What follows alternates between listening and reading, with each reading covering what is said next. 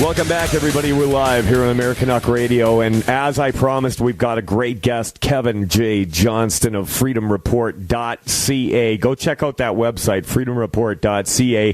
He is the bane of school districts and one of the Canadian champions of free speech. This guy is awesome. You have not heard the last of him. So, Kevin got screwed by a cop in 88, writing a ticket for doing 98 in a 60 zone. The cop lied on the stand, and he was convicted. He appealed and won, and he liked winning. So he spent many of his days sitting in courtrooms learning the system. His career highlights include designing more than 3,000 logos. He designed 1,600 websites since 1996, worked all over the USA for Hewlett-Packard in the 90s. And he's a former skip tracer, legal agent, and process server with 3 years of stand-up comedy. Very cool. Mr. Johnston, how are you? Oh, I'm doing well, and I'm telling you, thank you so much for communicating with me. I was listening to your show this week, and you guys are phenomenal. Well, we appreciate that. We work hard to put out a good product, but quite honestly, with the lack of media in Canada, it's hard not to do anything good. Yeah, but let's not sell yourselves short. You guys are great, and I'm telling you, I really wish that even 1% of all of our media outlets did what you guys do. Well, you know what? It's building. I mean, you know, people are turning away from mainstream media. They're turning off CNN. MSNBC is a joke. Even Fox isn't what it used to be. But here in Canada, you know, any public station or news feed that you hear is automatically going to be gatekept by the CRTC, and they are there to make sure that everything is compliant and that you are a good slave getting the information that you're supposed to get. But they're switching over to the rebel media, people like Kevin J. Johnston, Americanuck Radio, and we're the up-and-comers, okay? We're the new media. And actually, I'm really glad that we're online because that gets us away from a lot of the stupid rules that are imposed by the CRTC. And I think that their days are coming to an end. So, Kevin, you got into a mess with a cop and a traffic ticket, and he lied on the stand, and that kind of set the course of how you started thinking about things for the next few years. Could you get into that a little bit? Yeah, you know what? I will get into that. What it was, there was the better part of 8 inches of snow on the ground, and I was driving a horrible Chevy Eurosport. It was a 4-cylinder, which, you know, never again will I drive a 4-cylinder car. And the car only had 3 cylinders firing. I was told the engine was on its way out. So the car had a top speed on a straightaway of 80 kph and maybe 85 going downhill. The cop was a jerk. What else could I tell you? What he did was pulled into my friend's driveway just to make a big deal out of showing his authority off. Yeah. He lied on the stand, and when I appealed it, the courts couldn't find the court tape from the previous case because the reason that I wanted to appeal it was the cop had admitted that he had not swept his vehicle with a static rod, which if they don't do prior to going out on the road, their stupid Doppler radar guns that still clock trees at 40 kilometers an hour, I might add, don't work accurately. The cop admitted to not sweeping his car, but the judge convicted me anyway because there was at least 7 other cops sitting in the courtroom at the time. A teenage boy is not going to defeat a cop in front of 7 cops in a courtroom. Right. So I'm thinking they couldn't find the court tapes, and they let me go based on the fact that there was no evidence that the Crown could present. And I'm thinking, all this cover-up to screw a kid out of $295. I have to learn what this is really all about. So I did, and I sat in courtrooms. Every day off that I had, I would sit in courtrooms just watching criminal, civil, and divorce cases. Right. So you got an impromptu education on the system and how it works, and I'm guessing that you saw a lot of people jerked around during that time. I saw a lot of people leaving the courtroom in tears, realizing that their lives were either destroyed or over because some guy wearing a costume had wrote them a ticket and then lied about it. I also, in some cases, saw, not often, but I did see where judges felt really upset with the fact that they had to issue select sentences or fines just based on the fact that a judge must follow the law the way it's written. So it leads me to state that there's a lot of bad cops out there. there's a lot of people out there who have been screwed by bad cops. I'm not saying all of them. I'm just saying some bad cops out there. Some bad judges. Oh, man, were there some bad judges. And then there's the judges who do have a bit of compassion, but the law does not allow them to have that. The entire system is a joke. That's the conclusion I've drawn here. It's a joke, and it's designed specifically to make money. If money was not a part of our everyday life, there really wouldn't be any courtrooms out there. It's all money.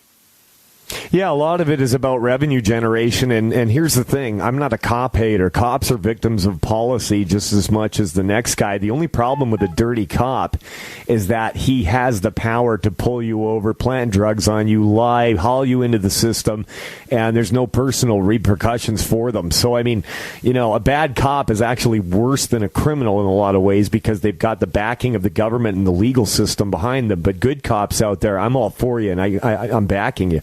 Absolutely. Well, I back good cops too. What I would like to ask, if there are good cops out there that are seeing that what you just mentioned there, bad apples within their departments, if you want to expose those bad cops, go to freedomreport.ca. Let me know. I have no qualms whatsoever about publishing information on bad people within our environment. I do it already with our Mississauga Mayor, Bonnie Crombie, who's as bad as they come. And there's been no fiscal repercussions. She's threatened publicly to sue me before, and she doesn't do it. I've been threatened publicly to be sued many times. I've been sued once in the last 11 years. So I will say these things publicly. Absolutely. And I'll enjoy it. Yeah, and the rest of us will enjoy watching it, absolutely. But that's literally, I think that they're going on the fact that most people don't want to take the ride. They'll just take the rap and pay it out and walk away. And, we had a situation in Alberta here where, in the name of public safety, they upped all the traffic fines. They started really cracking down on different traffic issues. And what happened was more and more people, because the economy was faltering, couldn't pay the fines and ended up losing their licenses. And what they found that the more tickets they wrote in order to gain more revenue generation, they actually pulled in less money because nobody had to pay the fines, and all of a sudden employers are having a hard time finding people with a driver's license. Yes, it's always going to be counterintuitive, and I think the general public is catching on to the fact that when the traffic cops, yes, they are stopping some bad drivers, but I'm willing to bet that more than three-quarters of the pullovers are just revenue generation. It's what I would refer to as piracy and theft and fraud. You're being stolen from at gunpoint, which I despise. Now, I don't like going through the system and wasting time and taking days off work, so I've honestly not had a traffic ticket since 1998. That's the last time I've done anything foolish. That's the best way to do it. Well, it is the best way to do it, but nonetheless, let's just say I do roll a stop sign at 1.5 kilometers an hour at 3 o'clock in the morning when I just want to go home and go to bed, and I get a ticket for that. That's revenue generation. Honestly, there's no reason for that to exist. And the concepts of red light cameras and photo radar, that's just revenue creation, because the way the law works is you're being accused of a crime. You've got to accuse a human being. You can't accuse a license plate number. Yeah, that's exactly it. Listen, Kevin, I hate to cut you off, but I hear the music, and that means we're going into a commercial break. Don't get me started on red light cameras. Mike, and Super Don with Kevin Johnston of freedomreport.ca. We'll be back after this.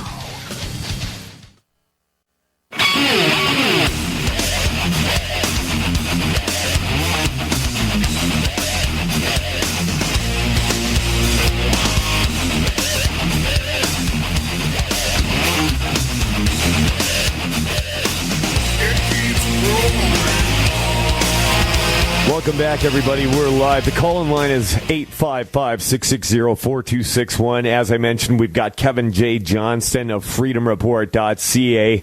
Now, Kevin, I was watching a bunch of your videos this week. I actually just heard about you probably, I think, 2 weeks ago. Somebody turned me on to what you were doing online, and I couldn't stop watching. It was hilarious. I mean, the way that you deal with these people is great. But one of your videos, you were talking about freedoms that we already have in Canada that people are unaware of because we're not taught in school, ways of dealing with police, things that they overreach and get away with in the legal system. Could you get into that a little bit for our listening audience? Yeah, most certainly.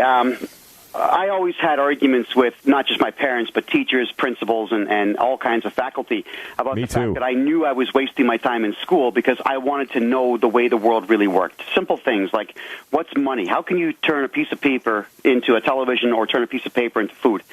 How is it that when cops are giving you a tough time, how do you deal with them?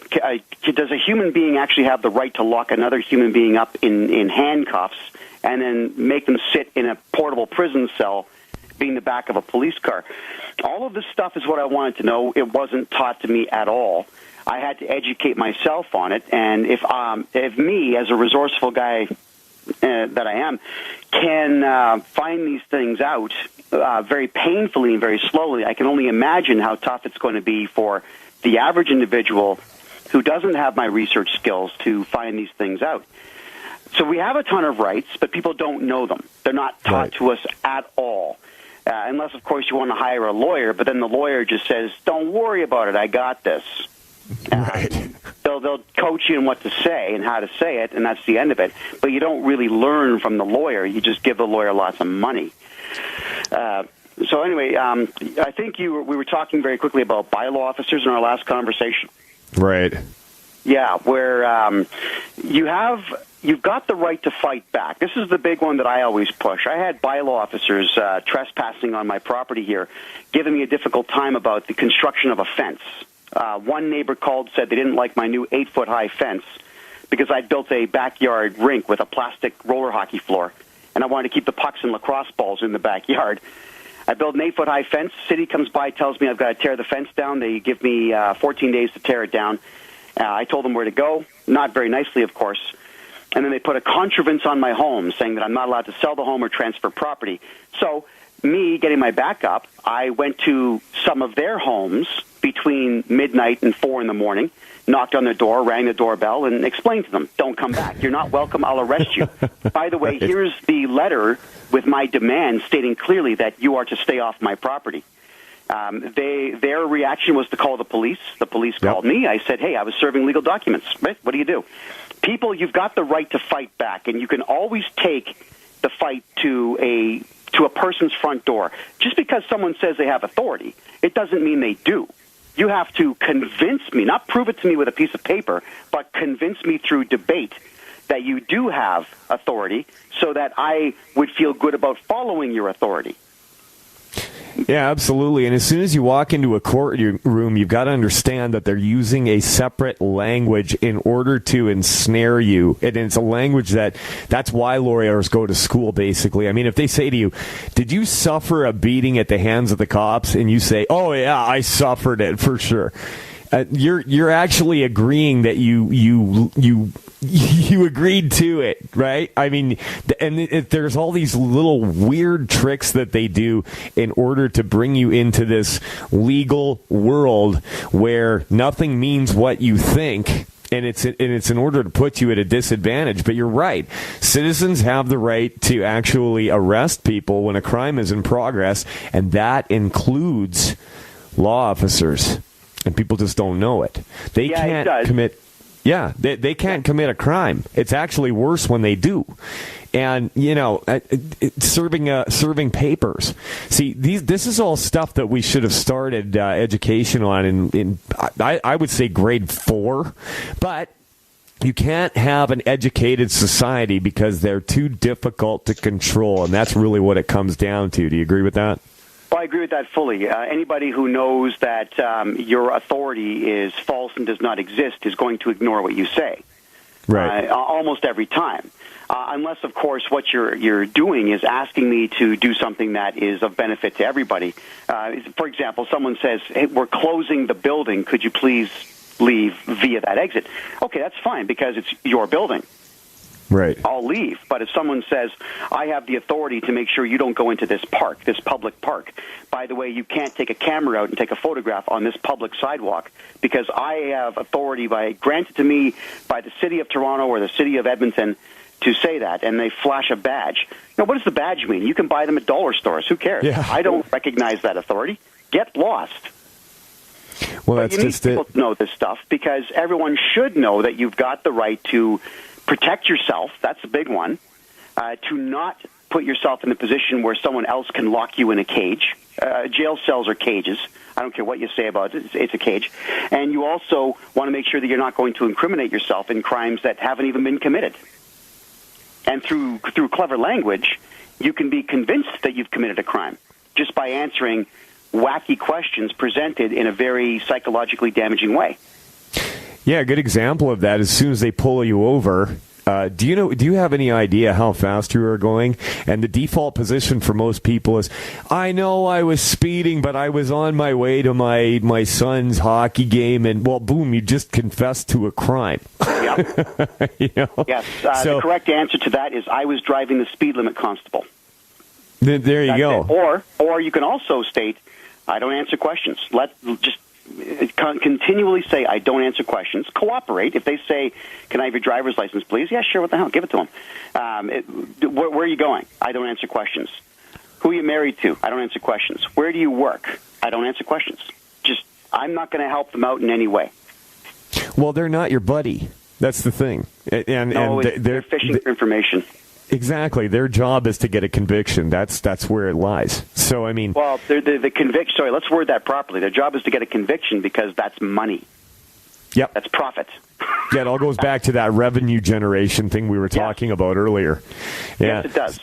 So, speaking of recognizing authority, I love your interactions with the Peele District School Board in Mississauga. that stuff is comedy, man. I mean, it's crazy. Let's get into how you started with that, and then we've got Dave in Toronto wants to ask us some questions. Stay where you are, Dave. But how did this all start out with this school district in Mississauga? The school board made it public knowledge that they wanted to allow Islamic prayer in Arabic on Fridays within public schools, whereas Christians, Hindus, Jainists, even Satanists, Sikhs could not do the same thing. I, of course, got my back up on that because I realized I'm dropping $4,000 a year in property tax that I don't want to, and it's going into guys like Tony Pontes, who's the Director of Education, and I'll tell you honestly, Canada's most useless adult male, which I said in my paperwork. He gets $250,000 a year to do nothing.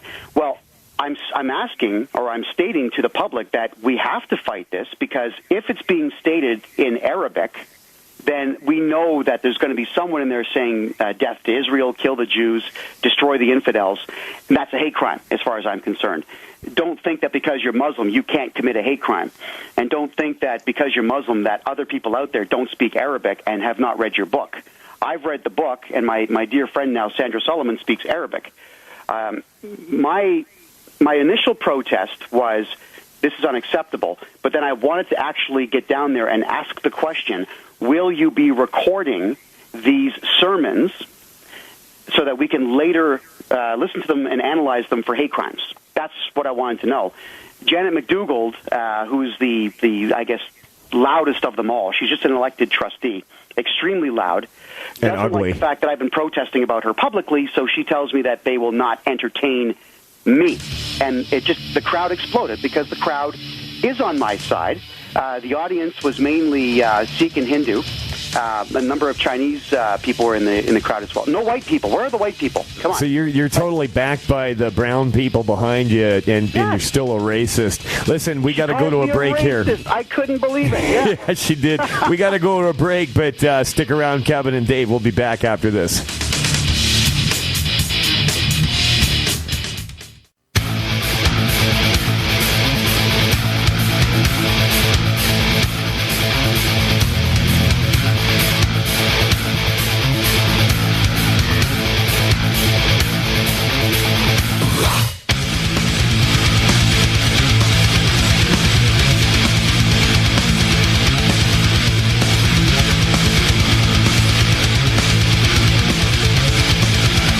Welcome back to Americanuck Radio. We're live with Kevin Johnston of freedomreport.ca. Real glad to have him on board today. And definitely go and check out his YouTube channel and his website, because there's some good stuff there. And during the break, we were talking about how Islam is being held up as somehow some sort of protected state religion and class within the country of Canada. And it's not even, that's not happening because of Muslims. It's because of guilty white people who... I like how you put it, Kevin. We have it too good in Canada, and they have to find something to feel guilty about because it's in vogue these days. And it's just crazy how these people act. And it was funny. I was watching the video of you at the school district meeting there, and there was hardly any white people behind you, and here's a bunch of white, shriveled, disgusting people calling you a racist. Well, I just don't get it. Well, I do get why she's done so. What I did do prior to that particular tete-a-tete is I did send the entire district school board a letter accusing them of being traitors because they are accommodating the ideology, not the religion, but the ideology of Islam. Section 46 of the Criminal Code of Canada deals with high treason. Subsection C is that if you are assisting an enemy of Canada in defeating Canada, then you are guilty of high treason, whether a state of war exists with that nation or ideology in the first place. And what we have here is Islam is at war with us, and these people are helping it spread, and they're helping to indoctrinate more of our children into what wants to kill us. That's treason. They are very angry about the fact that I have called them traitors publicly. I read my letter to them publicly on a video, and I also read their lawyer's response publicly. So they're not happy with me because I'm telling the truth. Your response to the lawyer in that video was hilarious, by the way. Oh, I appreciate that. Thank you. Yeah, everybody go check that out. I live to mess with lawyers. Lawyers all think that they've got some type of special right to intimidate people, but it doesn't work. Not with me.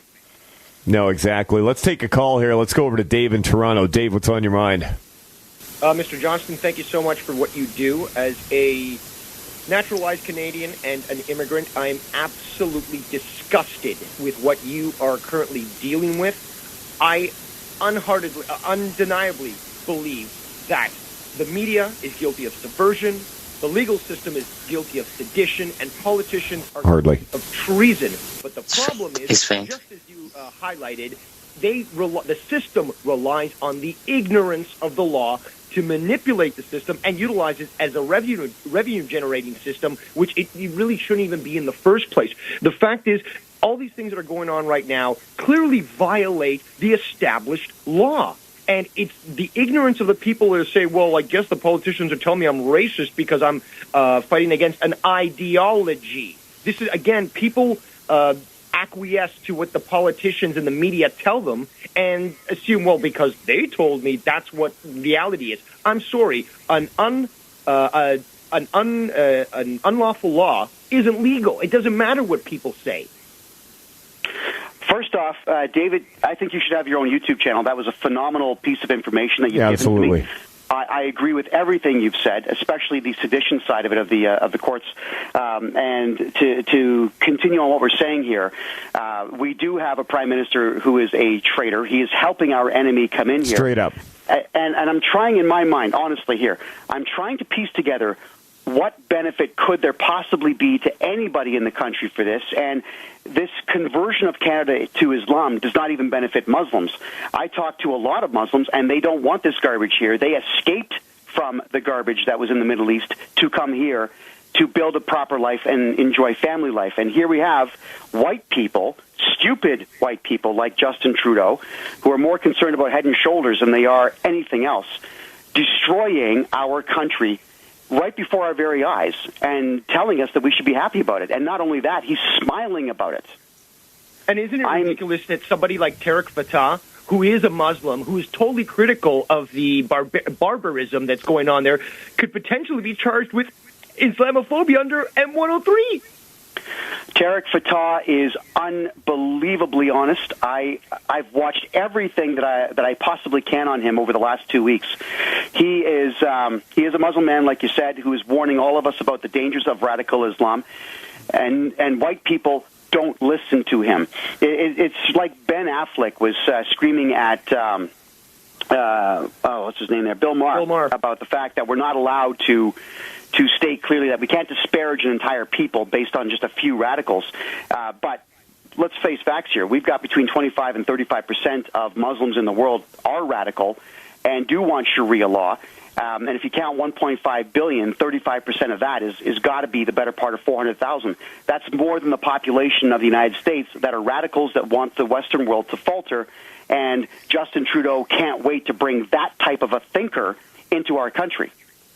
Well, I've calculated about 86%, because if you consider the fact that Sharia is obey the husband, well, 1.6 billion, and then 1.3 billion agree with the husband controls the household. Therefore, it's about 86% of world Muslims. Wow, and that's something to think about too. I didn't look at it from that angle. But the point of it is that Geert Wilders is someone that has been leading the fight for quite some time in the Netherlands there. I'm praying to every God and deity and demon in the universe, please let this man win, so that we can see what happens when a country nationalizes mosques and throws Muslims out of the country who do not want to be part of the country. That would be the biggest social experiment going, and I think it's going to work just fine. Now, well, that's the thing. One last question before I go. Yeah, go ahead. Of course. I just wanted to know, Kevin, because all these individuals are committing these high crimes, treason and so forth, but nobody's holding them accountable, what's the end game? And I'll just listen as I get off here. Thanks so much for taking my call. Well, have a great day. Thanks, Dave. I appreciate that. Okay, that's a very good question to have been asked. What would the end game be? Well, the end game would be that the Liberal Party, we hope, loses the next election, which right now is not looking too good. The PC party has been infiltrated by too many liberals.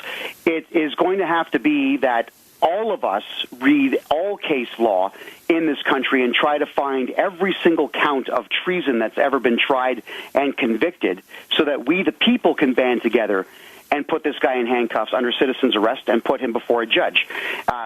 It would be a very big history maker to have a prime minister, especially in the modern era, be in front of his own court systems, and we know that he'll get off within a day.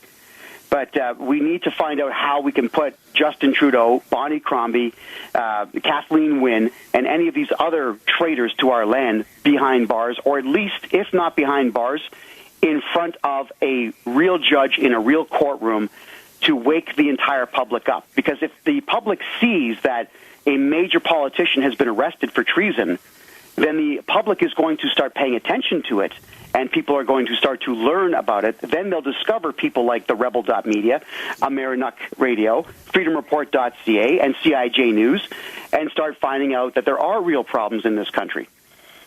We have to go that far. We are going to have to take it to that extreme to get people to wake up.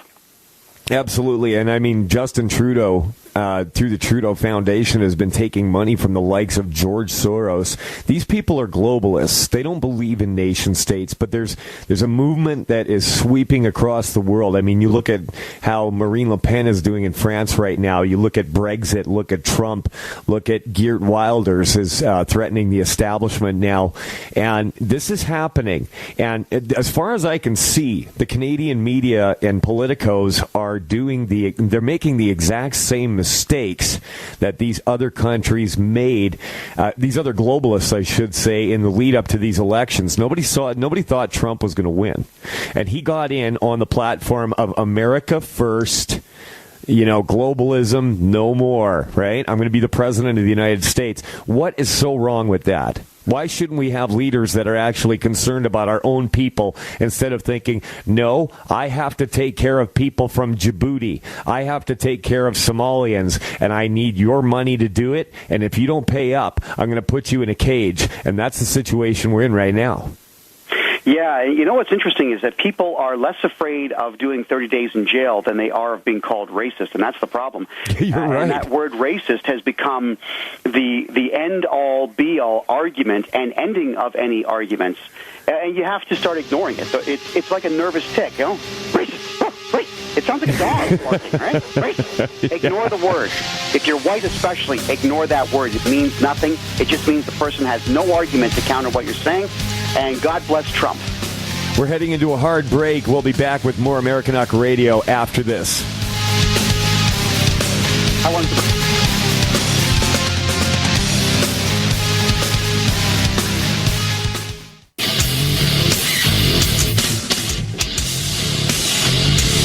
Welcome back, everybody. We're live. This is your host, Mike Phillip, on Americanuck Radio. We're going to keep Kevin Johnston around to keep talking because it's just too good, I'm telling you. Now, my good friend Bill Tufts, who's been in interviews with the Rebels, Brian Lilly, he's been all over the place. He sent me this web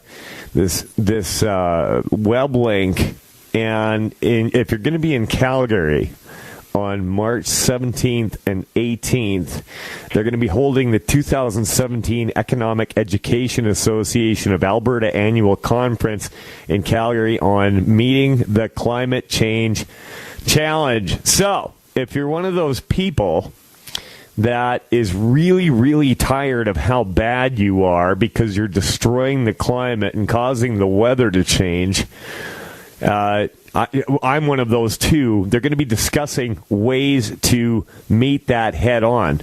We just got a shiny new carbon tax here in Alberta, and people are really, really mad about it. But what are they going to do about it? And it's my prediction that the Conservatives are going to get back in power, and they're going to see the money from that carbon tax, and they're going to keep it. And they're going to say, well, you don't know how hard it is just to get rid of a tax. I mean, it's not like voting yourself a raise, which takes 10 minutes every single month or year. But, they're going to tie it up, and they're going to keep it. That's my prediction. So, Kevin, what do you think of the whole climate change thing? Climate change is not happening. The planet is not warming up in any kind of astronomical way. In fact, today was minus 14 outside. It'll attest to that. There's not a single palm tree in the Toronto or Winnipeg regions, as we were promised back in the 1980s when this garbage began. In fact, I remember in the 80s we went straight from Cold War and nuclear weapons to global warming. And I do recall that was really ridiculous because in the 70s we were told we were going into an oil shortage and an ice age. So no one knows what's going on in reality. And since trees and flowers and plants and grass love carbon dioxide, I say let's feed the trees. Yeah, absolutely. I mean, it's just stupid. I mean, look what happened to Chicken Little and his buddies when the fox was going to save him from the sky falling. Okay, that's where you're headed, people. And I think that probably half the populace doesn't even know the story of Chicken Little, and that's the problem, is that the literature as such is just not taught anymore, and you need to know these basic children's stories that are so popular in North America so that you can understand the reference of Chicken Little crying that the sky is falling. Yeah, kids are given now, the Disney Channel had the first gay kiss the other day, and you know what I mean? That's what kids are given now. Yeah, I know. 2 moms, 2 dads, or some stupid crap like that. Yeah, I mean, the only really good book that I can think of that's come out in the last 2 decades would be Everything Poops, so that kids get the idea that even horses and ladybugs do the same thing they do. But even then, it's an unnecessary book. Parents can say, hey, sit on the pot and don't move until you poo. Exactly. And that's why you need a mom and a dad. See, mom is there to say, yeah, okay, you messed your pants in public. It's okay, honey. And dad is supposed to say, what are you, an idiot? You sharted yourself. You know what I mean? So that's why you need a mom and a dad. Well, I'll tell you this. I remember the first time that my son crapped by himself in the toilet. I was in the bathroom shaving. He runs in naked and says, hey, Dad, watch this. Sits on the toilet, and all you hear is, pow. So I gave him a bunch of high fives. I'm proud of you. Good job. We don't need diapers anymore. Woo! That's kind of what guys do. Hey, go check out what I did. 3-coiler. I remember that in school. And people would gather around all impressed, like, wow, that was a good one, Dave. Let's take a call here. Phil in New Mexico, what's on your mind? Well, I'll tell you what, you're talking about the Muslims and the ones that are believing in Sharia law that want to kill us. How really stupid it is that you're treating these people like they're an endangered species, like Trudeau and Obama and people like that, which is really a great idea. But what I find really interesting is all these people who want these people over here.